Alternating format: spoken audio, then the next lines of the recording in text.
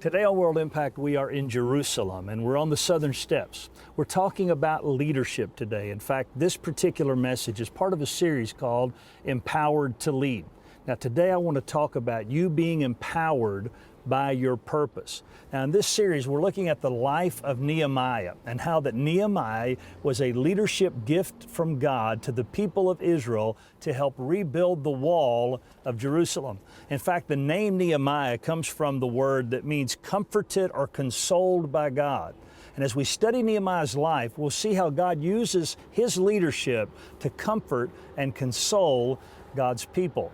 Now, I want to remind you just a little bit of the history that Nehemiah was in when he rebuilt the wall. In 586 BC, Jerusalem falls to Babylon, and the temple and the walls of Jerusalem are razed and torn down.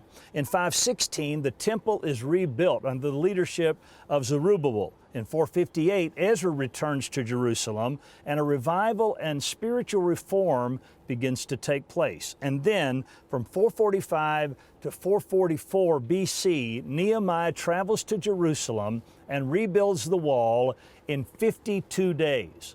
Now, today as we study leadership, we're going to look at this man who did such a miraculous work in his day and the principles that caused him to be such a great leader. I believe in studying Nehemiah's life that we also will learn how to be leaders in the 21st century and make a tangible difference. I want to start right off by reading the very first verses of the book of Nehemiah. Nehemiah chapter 1, verse 1 through 4.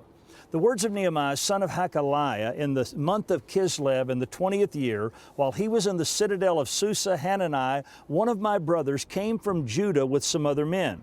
And I questioned them about the Jewish remnant that had survived the exile and also about Jerusalem.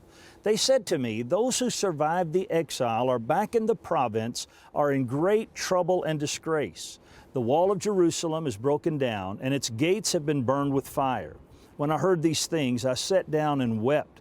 For some days I mourned and fasted and prayed before the God of heaven. In these moments, when Nehemiah gets the news of the shape and condition of the people in the land of Israel, those who had returned from exile, he begins to pray and seek God.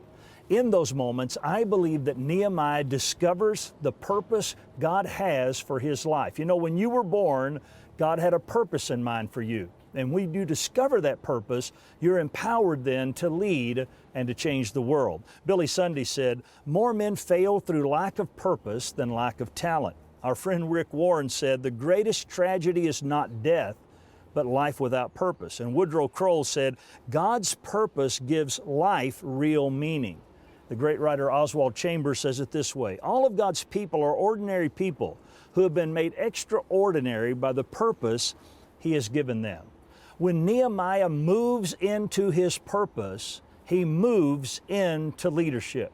Now, what I want to say to you today is this, that as you discover your purpose and understand your purpose in God, it positions you to make a tangible difference for His kingdom and allows you to lead. Now, when you know your purpose, a lot of things happen in your life. Knowing your purpose helps you decide your priorities. Knowing your purpose assists you in determining your level of preparation that you need for life.